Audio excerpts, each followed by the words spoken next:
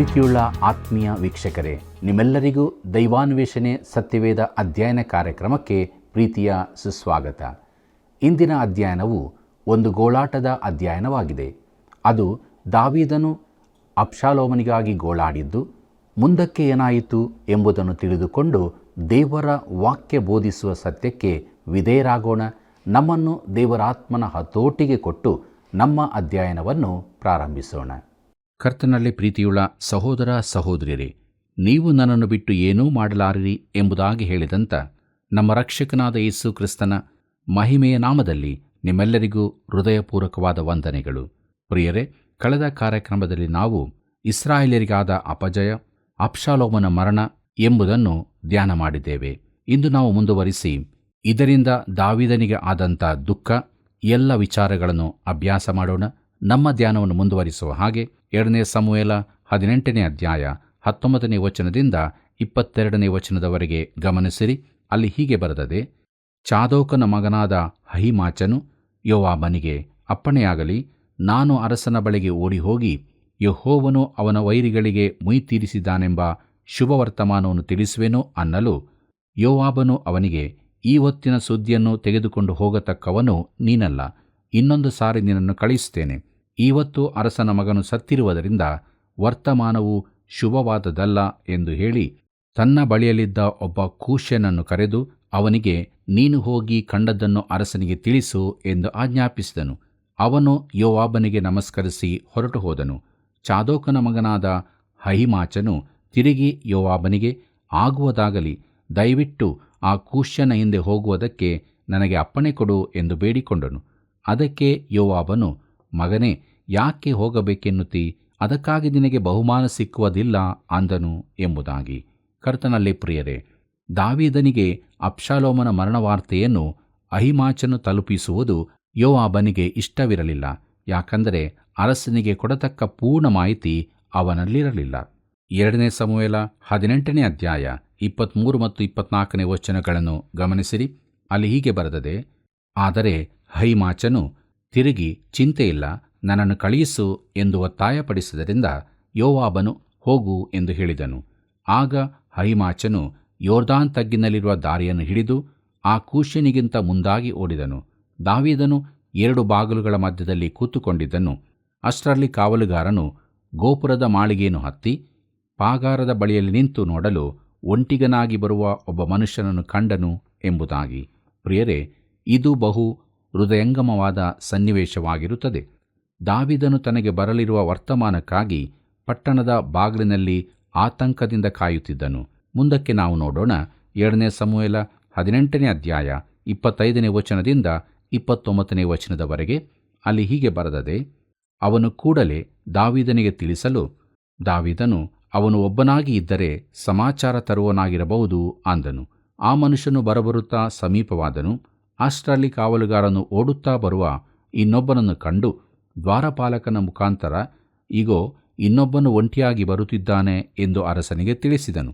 ಅರಸನು, ಹಾಗಾದರೆ ಅವನು ಸಮಾಚಾರ ತರುವವನು ಎಂದು ಹೇಳಿದನು. ಕಾವಲುಗಾರನು ಮುಂದಾಗಿ ಬರುತ್ತಿರುವವನ ಓಟವು ಚಾದೋಕನ ಮಗನಾದ ಅಹೀಮಾಚನ ಓಟದ ಹಾಗೆ ಕಾಣುತ್ತದೆ ಎಂದನು. ಅದಕ್ಕೆ ಅರಸನು, ಅವನು ಒಳ್ಳೆಯವನು, ಶುಭವರ್ತಮಾನ ತರುವವನು ಅಂದನು.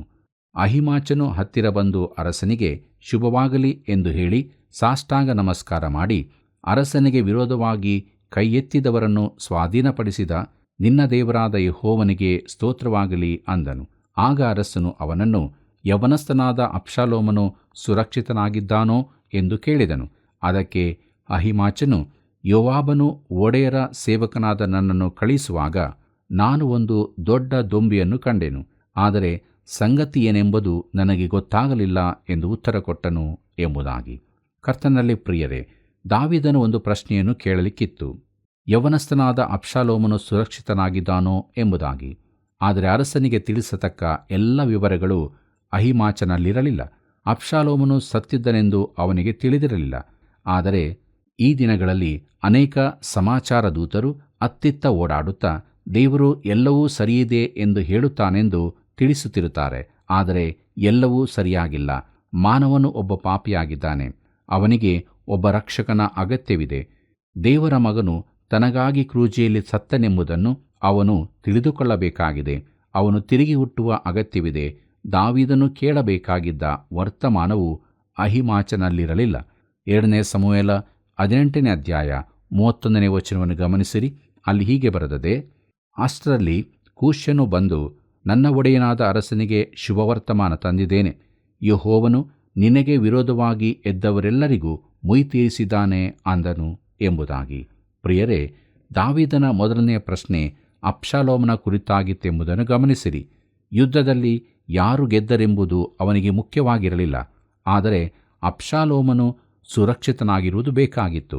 2 ಸಮುವೇಲ 18ನೇ ಅಧ್ಯಾಯ 32ನೇ ವಚನ ಹೀಗೆ ಹೇಳುತ್ತದೆ, ಅರಸನು ಅವನನ್ನು, ಯೌವನಸ್ಥನಾದ ಅಬ್ಷಾಲೋಮನು ಸುರಕ್ಷಿತನಾಗಿದ್ದಾನೋ ಎಂದು ಕೇಳಲು ಅವನು, ನನ್ನ ಒಡೆಯನಾದ ಅರಸನ ಶತ್ರುಗಳಿಗೂ ಅವನಿಗೆ ಕೇಡು ಮಾಡುವುದಕ್ಕೆ ಎದ್ದು ನಿಂತವರೆಲ್ಲರಿಗೂ ಆ ಯೌವನಸ್ಥನಿಗಾದ ಗತಿಯೇ ಆಗಲಿ ಎಂದು ಉತ್ತರ ಕೊಟ್ಟನು ಎಂಬುದಾಗಿ.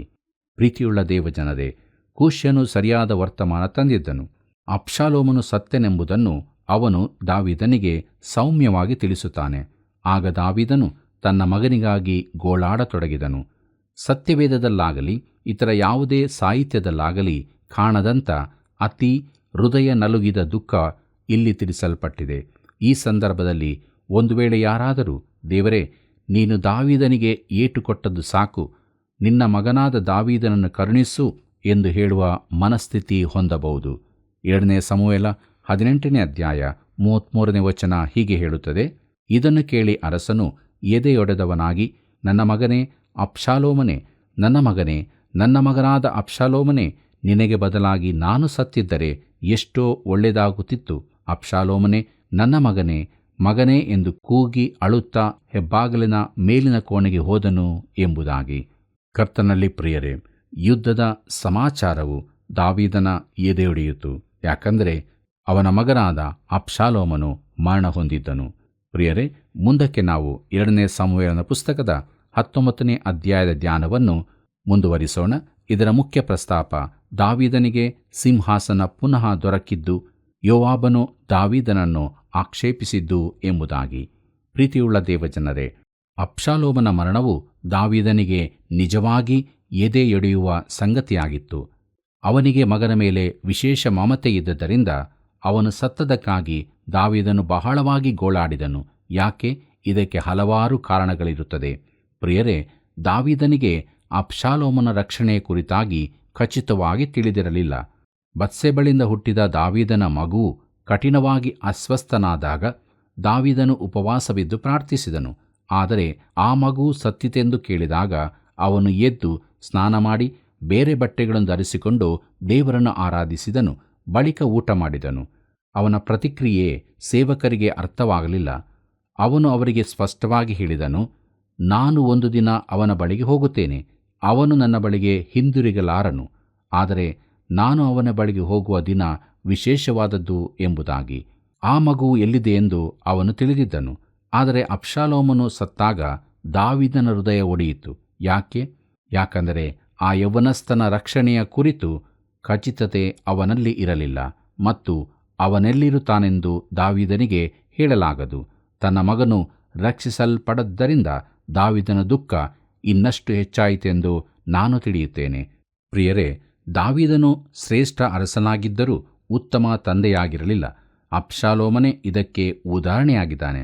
ದಾವೀದನಿಗೆ ತನ್ನ ಮೇಲೆ ಈ ಕೇಡುಗಳು ಬಂದದ್ದು ತಾನು ಮಾಡಿದ ಪಾಪದ ಕಾರಣವೆಂದು ತಿಳಿದಿತ್ತು. ಈ ಕಾರಣದಿಂದಾಗಿ ಅವನ ಮನೆಯಲ್ಲಿ ಜಗಳಗಳು ಮುಗಿಯುವುದಿಲ್ಲವೆಂದು ದೇವರು ಹೇಳಿದ್ದನು. ಹಾಗೆಯೇ ಸಂಭವಿಸಿತು. ಮತ್ತು ಅಬ್ಷಾಲೋಮನ ಮರಣದ ನಂತರ ದಾವೀದನು ದುಃಖ ಪೀಡಿತನಾಗಿ ಉಳಿದನು. ದುಃಖಕ್ಕೆ ಒಂದು ಕಾರಣ ಅವನಿಗಾದ ನಿರಾಶೆಯಾಗಿರಬಹುದು. ಅಬ್ಷಾಲೋಮನು ತನ್ನ ಬಳಿಕ ಅರಸನಾಗುತ್ತಾನೆಂದು ಅವನು ನೆನೆಸಿದ್ದನು. ಅಬ್ಷಾಲೋಮನು ತನಗೆ ವಿರುದ್ಧವಾಗಿ ದಂಗೆ ಎದ್ದದ್ದು ಅವನಿಗೆ ಇಷ್ಟವಾಗಿರಲಿಲ್ಲ. ಅವನೇ ಮುಂದಿನ ಅರಸನಾಗಬೇಕೆಂದು ಆಶಿಸಿದ್ದನು. ಪ್ರೀತಿಯುಳ್ಳ ದೇವಜನರೇ, ದಾವೀದನ ದುಃಖ ಗೋಳಾಟಗಳು ಎಷ್ಟು ಹೆಚ್ಚಾಗಿತ್ತೆಂದರೆ ಯೋವಾಬನಿಗೂ ಅದು ಇಷ್ಟವಾಗದೆ ಅವನು ದಾವೀದನನ್ನು ಗದರಿಸಿದನು. 2 ಸಮುವೇಲ 19ನೇ ಅಧ್ಯಾಯ 1 ಮತ್ತು 2ನೇ ವಚನವನ್ನು ಗಮನಿಸಿರಿ. ಅಲ್ಲಿ ಹೀಗೆ ಬರೆದದೆ, ಅರಸನು ಅಬ್ಷಾಲೋಮನಿಗಾಗಿ ಅಳುತ್ತಾ ಗೋಳಾಡುತ್ತಾ ಇದ್ದಾನೆಂಬ ವರ್ತಮಾನವು ಯೋವಾಬನಿಗೆ ಮುಟ್ಟಿತು. ಅರಸನು ಮಗನಿಗೋಸ್ಕರ ಪ್ರಲಾಪಿಸುತ್ತಿದ್ದಾನೆಂಬುದು ಎಲ್ಲ ಜನರಿಗೂ ಗೊತ್ತಾದದರಿಂದ ಅವರ ಜಯಘೋಷವು ಗೋಳಾಟವಾಯಿತು ಎಂಬುದಾಗಿ. ಪ್ರಿಯರೇ, ಆ ದಿನಗಳಲ್ಲಿ ವೈರಿಗಳಿಗೆ ಸೋಲಾದ್ದರಿಂದ ಇಸ್ರಾಯೇಲರಿಗೆ ಸಂಭ್ರಮದ ದಿನವಾಗಿರಬೇಕಿತ್ತು. ದಾವೀದನಿಗೆ ಅದು ನಿಜವಾದ ಜಯವಾಗಿರಲಿಲ್ಲ, ಬದಲಾಗಿ ಅತೀವ ದುಃಖ ಹಾಗೂ ಗೋಳಾಟದ ದಿನವಾಗಿತ್ತು. 2 ಸಮುವೇಲ 19 ಅಧ್ಯಾಯ 3 ವಚನ ಹೀಗೆ ಹೇಳುತ್ತದೆ: ಜನರು ಆ ದಿವಸ ಯುದ್ಧದಲ್ಲಿ ಸೋತು ಓಡಿ ಬಂದವರೋ ಎಂಬಂತೆ ನಾಚಿಕೆಯಿಂದ ಕಳ್ಳತನವಾಗಿ ಊರನ್ನು ಹೊಕ್ಕರು ಎಂಬುದಾಗಿ. ಪ್ರಿಯರೇ, ಯುದ್ಧದಲ್ಲಿ ಜಯವಾದದರಿಂದ ದಾವೀದನ ಸೈನಿಕರು ವಿಜಯೋತ್ಸವದಿಂದ ಬರಬೇಕಾಗಿತ್ತು. ಅದಕ್ಕೆ ಬದಲಾಗಿ ಅವರು ಯುದ್ಧ ಸ್ಥಳದಿಂದ ಹೊರಟು ಸೋತವರಂತೆ ಮೌನವಾಗಿ ಯೆರೂಸಲೇಮನ್ನು ಹೊಕ್ಕರು. ಯಾಕೆ ಗೊತ್ತಿದೆಯೋ? ಅಬ್ಷಾಲೋಮನು ಕೊಲ್ಲಲ್ಪಟ್ಟನು, ಹಾಗೂ ಇದರಿಂದ ದಾವೀದನು ಅತೀವ ದುಃಖಕ್ಕೊಳಗಾದನು. 2 ಸಮುವೇಲ 19 ಅಧ್ಯಾಯ 4 ವಚನ ಹೀಗೆ ಹೇಳುತ್ತದೆ: ಅರಸನು ತನ್ನ ಮೋರೆಯನ್ನು ಮುಚ್ಚಿಕೊಂಡು, ನನ್ನ ಮಗನಾದ ಅಬ್ಷಾಲೋಮನೇ, ಅಬ್ಷಾಲೋಮನೇ, ನನ್ನ ಮಗನೇ, ಮಗನೇ ಎಂದು ಬಹಳವಾಗಿ ಗೋಳಾಡಿದನು ಎಂಬುದಾಗಿ. ಕರ್ತನಲ್ಲಿ ಪ್ರಿಯರೇ, ದಾವೀದನು ಆ ಹುಡುಗನನ್ನು ಎಷ್ಟೊಂದು ಪ್ರೀತಿಸಿದ್ದನು. ಇದು ಎಂಥ ಮಮತೆಯ ಗೋಳಾಟ ನೋಡಿರಿ. ದಾವೀದನ ಮಕ್ಕಳನ್ನು ಸರಿಯಾಗಿ ಬೆಳೆಸಲಿಲ್ಲ, ಆದರೆ ಮಗನನ್ನು ಅತಿಯಾಗಿ ಪ್ರೀತಿಸಿದ್ದರಿಂದ ಅವನ ಸಾವು ದಾವೀದನಿಗೆ ಸಹಿಸಲು ಅಸಾಧ್ಯವಾಯಿತು. ಅಬ್ಷಾಲೋಮನ ಸಾವಿಗೆ ಯೋವಾಬನು ಕಾರಣನಾಗಿದ್ದನು. ತನ್ನ ಮಗನು ಹೇಗೆ ಸತ್ತನೆಂಬುದನ್ನು ದಾವೀದನು ತಿಳಿದುಕೊಂಡನೋ ಗೊತ್ತಿಲ್ಲ. ನಡೆದ ಸಂಗತಿಯ ಕುರಿತು ಬೇರೆ ಬೇರೆ ರೀತಿಯ ವರದಿ ಅವನಿಗೆ ಬಂದಿರಬಹುದು, ಆದರೆ ದಾವೀದನು ಅವುಗಳನ್ನು ವಿಚಾರಿಸುವುದಕ್ಕೆ ಹೋಗಲಿಲ್ಲ. ಮುಂದಕ್ಕೆ ನಾವು ನೋಡೋಣ. 2 ಸಮುವೇಲ 19 ಅಧ್ಯಾಯ 5 ಮತ್ತು 6 ವಚನವನ್ನು. ಅಲ್ಲಿ ಹೀಗೆ ಬರೆದದೆ: ಯೋವಾಬನು ಅವನ ಬಳಿಗೆ ಹೋಗಿ ಅವನಿಗೆ, ನಿನ್ನನ್ನು, ನಿನ್ನ ಗಂಡು ಹೆಣ್ಣು ಮಕ್ಕಳನ್ನು, ಹೆಂಡತಿಯನ್ನು, ಉಪಪತ್ನಿಯರನ್ನು, ರಕ್ಷಿಸಿದಂಥ ನಿನ್ನ ಸೇವಕರನ್ನು ಈ ಹೊತ್ತು ಅಪಮಾನಪಡಿಸಿದಿ. ನೀನು ಶತ್ರುಗಳನ್ನು ಪ್ರೀತಿಸುವವನು, ಮಿತ್ರರನ್ನು ದ್ವೇಷಿಸುವವನು ಆಗಿದ್ದಿ. ನೀನು ನಿನ್ನ ಸೇನಾಪತಿಗಳನ್ನು, ಸೈನಿಕರನ್ನು ಲಕ್ಷಿಸುವವನಲ್ಲವೆಂದು ಈಗ ತೋರಿಸಿಕೊಟ್ಟೆ. ಇದರಿಂದ ಈ ಹೊತ್ತು ನಾವೆಲ್ಲರೂ ಸತ್ತು ಅಬ್ಷಾಲೋಮನೊಬ್ಬನೇ ಉಳಿದಿದ್ದರೆ ನಿನಗೆ ಸಂತೋಷವಾಗುತ್ತಿತ್ತೆಂದು ತಿಳಿಯಬೇಕಷ್ಟೇ ಎಂಬುದಾಗಿ. ಪ್ರೀತಿಯುಳ್ಳ ದೇವಜನರೇ, ಯೋವಾಬನು ಇದನ್ನು ಅತಿರೇಕವಾದ ರೀತಿಯಲ್ಲಿ ಹೇಳುತ್ತಾನೆ. ಆದರೆ ದಾವೀದನಿಗೆ ಅಬ್ಷಾಲೋಮನು ಉಳಿದು ಇತರರು ಸತ್ತಿದ್ದರೂ ದುಃಖವಾಗುತ್ತಿರಲಿಲ್ಲ. ಹಾಗೆ ಇಲ್ಲಿ ಕಾಣುತ್ತದೆ. ಆದ್ದರಿಂದ ಯೋವಾಬನು ದಾವೀದನನ್ನು ಗದರಿಸಿದನು. ಯಾಕಂದರೆ ದಾವೀದನಿಗೆ ತನ್ನ ವಿರುದ್ಧ ದಂಗೆಯೆದ್ದು ಸಾಧ್ಯವಿದ್ದರೆ ತನ್ನನ್ನು ಕೊಂದು ಬಿಡಬಹುದಾಗಿದ್ದ ಅಬ್ಷಾಲೋಮನ ಮರಣದ ಕುರಿತಾಗಿ ಅವನು ಬಹಳವಾಗಿ ಗೋಳಾಡುತ್ತಿದ್ದನು. 2 ಸಮುವೇಲ 19 ಅಧ್ಯಾಯ 8 ವಚನವನ್ನು ಗಮನಿಸಿರಿ. ಅಲ್ಲಿ ಹೀಗೆ ಬರೆದದೆ: ಆಗ ಅರಸನು ಎದ್ದು ಬಂದು ಊರ ಬಾಗಿಲಲ್ಲಿ ಕೂತುಕೊಂಡನು. ಇಗೋ, ಅರಸನು ಬಂದು ಊರ ಬಾಗಿಲಲ್ಲಿ ಕೂತುಕೊಂಡಿದ್ದಾನೆಂಬ ಸುದ್ದಿಯು ಪ್ರಜೆಗಳಿಗೆ ಮುಟ್ಟಿದಾಗ ಅವರೆಲ್ಲರೂ ಅವನ ಮುಂದೆ ಕೂಡಿ ಬಂದರು ಎಂಬುದಾಗಿ. ಪ್ರೀತಿಯುಳ್ಳ ದೇವಜನರೇ, ಜನರಿಗೆ ಒಟ್ಟಾಗಿ ಕೂಡಿ ಬರಲು ಸಂದರ್ಭ ಬೇಕಾಗಿತ್ತು. ಎಲ್ಲರೂ ಕುಗ್ಗಿ ಹೋಗಿದ್ದರು. ಅದು ಬಹಳ ವಿಚಿತ್ರ ಸನ್ನಿವೇಶವಾಗಿತ್ತು. ದಂಗೆಯನ್ನು ಮುನ್ನಡೆಸಿದವನು ಸತ್ತು ಹೋಗಿದ್ದು ಜನರು ಸಂಭ್ರಮಿಸುವ ಬದಲು ಅರಸನು ದುಃಖಿಸುವುದನ್ನು ಜನರು ನೋಡಬೇಕಾಯಿತು.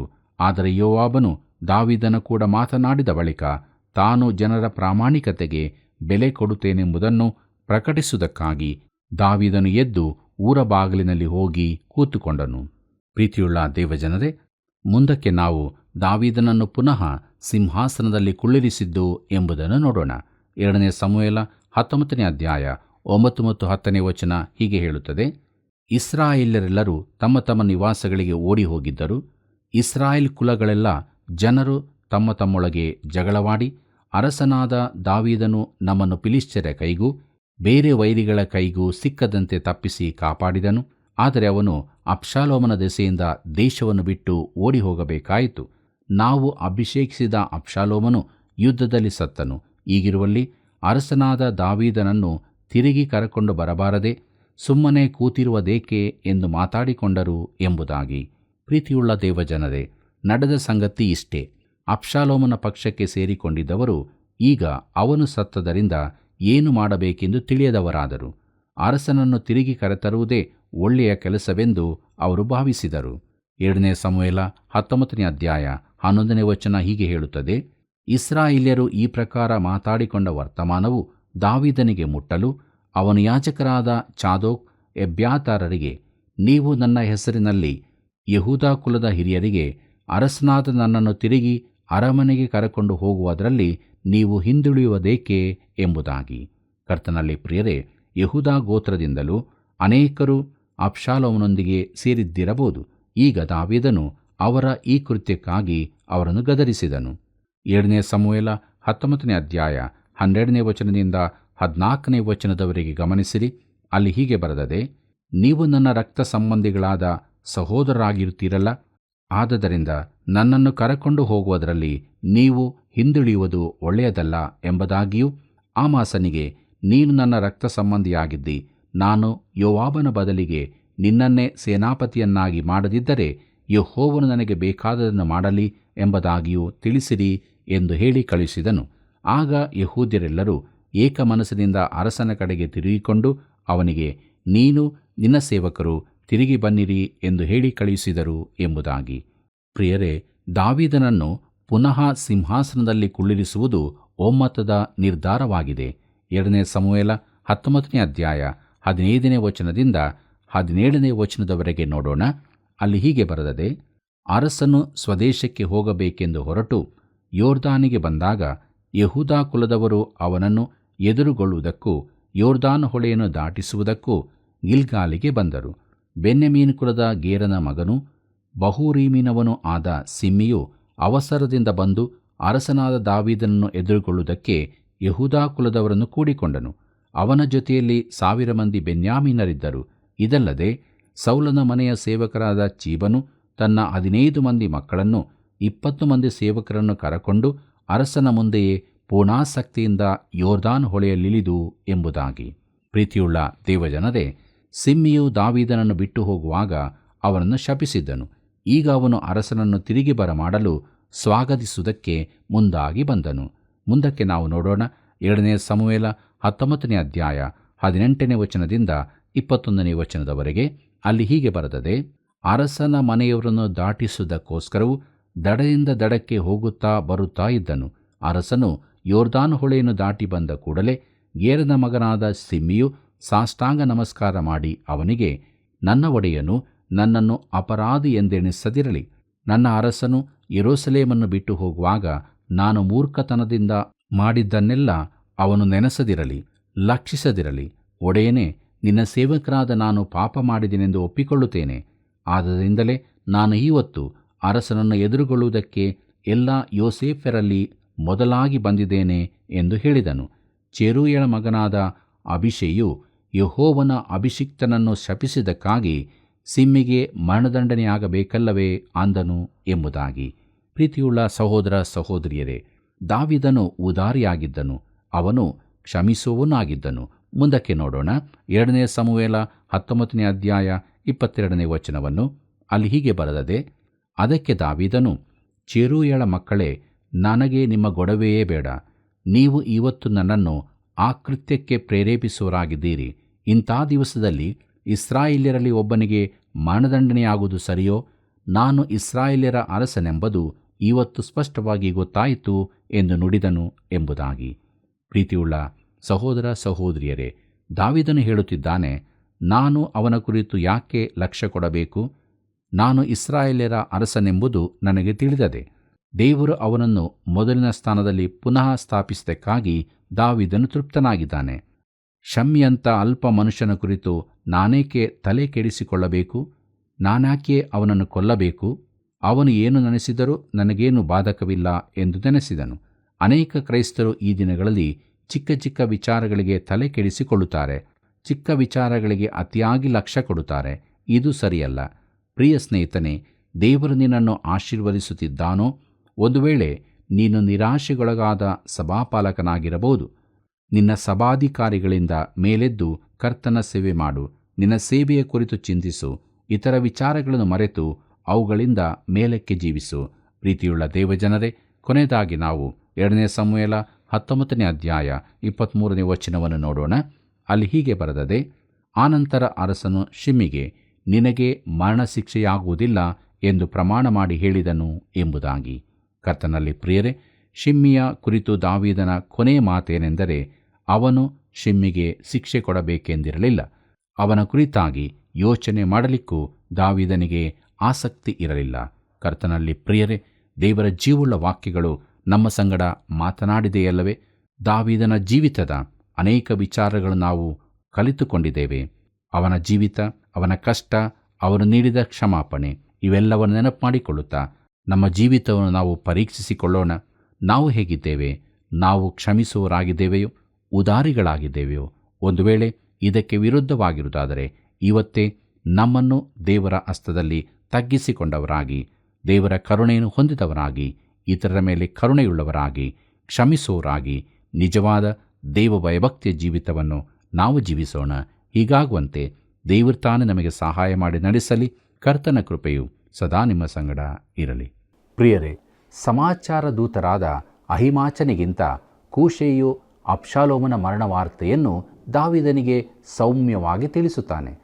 ದಾವೀದನ ಗೋಳಾಟಕ್ಕೆ ಕಾರಣವೇನೆಂದರೆ ಆ ಯೌವನಸ್ಥನ ರಕ್ಷಣೆಯ ಕುರಿತು ಖಚಿತತೆ ಇರಲಿಲ್ಲ. ದಾವೀದನು ಶ್ರೇಷ್ಠ ಅರಸನಾಗಿದ್ದರೂ ಉತ್ತಮ ತಂದೆಯಾಗಿರಲಿಲ್ಲ. ಇದಕ್ಕೆ ಅಬ್ಷಾಲೋಮನೇ ಉದಾಹರಣೆ. ಪ್ರಿಯರೇ, ನಾವು ಕೂಡ ನಮ್ಮ ಕರ್ತವ್ಯಗಳನ್ನು ನಮ್ಮ ಜೀವಿತ, ಕುಟುಂಬ, ಸಭೆಯಲ್ಲಿ ದೇವರಿಗೆ ಮೆಚ್ಚುಗೆಯಾಗುವ ರೀತಿಯಲ್ಲಿ ನಿರ್ವಹಿಸೋಣ. ಬನ್ನಿರಿ, ಪ್ರಾರ್ಥನೆ ಮಾಡಿಕೊಳ್ಳೋಣ. ಅನುದಿನವೂ ನಮ್ಮ ಭಾರವನ್ನು ಹೊರುವಂಥ ನಮ್ಮ ರಕ್ಷಕನಾದ ಯೇಸು ಸ್ವಾಮಿಯಲ್ಲಿ ತಂದೆಯಾದ ದೇವರೇ, ನೀನು ನಮಗೆ ಕೈವರಿಸಿಕೊಟ್ಟಂಥ ಜೀವಿತ, ನಮ್ಮ ಜವಾಬ್ದಾರಿಗಳನ್ನು, ನಮ್ಮ ಕರ್ತವ್ಯಗಳನ್ನು ನಿರ್ವಹಿಸೋದಕ್ಕೆ ಬಲವನ್ನು ಅನುಗ್ರಹಿಸಿಕೊಡು. ನಾವು ನಿನಗೆ ವಿಧೇಯರಾಗಿ ನಿನ್ನ ವಾಕ್ಯಕ್ಕನುಸಾರವಾಗಿ ಜೀವಿಸುವುದಕ್ಕೆ ಸಹಾಯ ಮಾಡು. ಈ ಕೃಪಾ ಸಮಯದಲ್ಲಿ ಯೌವನಸ್ಥರಿಗೋಸ್ಕರ ಬೇಡುತ್ತಾ ಇದ್ದೇವೆ ಸ್ವಾಮಿ. ಯೌವನಸ್ಥ ಮಕ್ಕಳನ್ನು ಕರುಣ ಮಾಡು. ಅವರು ನಿನ್ನಿಂದ ರಕ್ಷಣೆಯನ್ನು ಹೊಂದಿದವರಾಗಿ ನಿತ್ಯ ಜೀವದ ನಿರೀಕ್ಷೆಯಲ್ಲಿ ಜೀವಿಸುತ್ತಾ ಸುಂದರ ಭವಿಷ್ಯತ್ತನ್ನು ಹೊಂದಿಕೊಳ್ಳುವುದಕ್ಕೆ ಸಹಾಯ ಮಾಡು. ಯೇಸುವಿನ ನಾಮದಲ್ಲಿ ಬೇಡಿದ್ದೇವೆ ತಂದೆಯೇ, ಆಮೆನ್. ಪ್ರಿಯರೇ, ಇಂದಿನ ಕಾರ್ಯಕ್ರಮವು ನಿಮಗೆ ಇಷ್ಟವಾಗಿದೆಯಲ್ಲವೇ? ಬಹು ಗಂಭೀರವಾದ ಸತ್ಯವನ್ನು ತಿಳಿದುಕೊಂಡಿರುವ ನೀವೆಲ್ಲರೂ ಹಿಂದೆ ನಮಗೆ ಕರೆ ಮಾಡಿರಿ, ಕಾರ್ಯಕ್ರಮವನ್ನು ಪ್ರೋತ್ಸಾಹಿಸಿರಿ. ದೇವರ ಕೃಪೆ ನಿಮ್ಮೊಂದಿಗಿರಲಿ.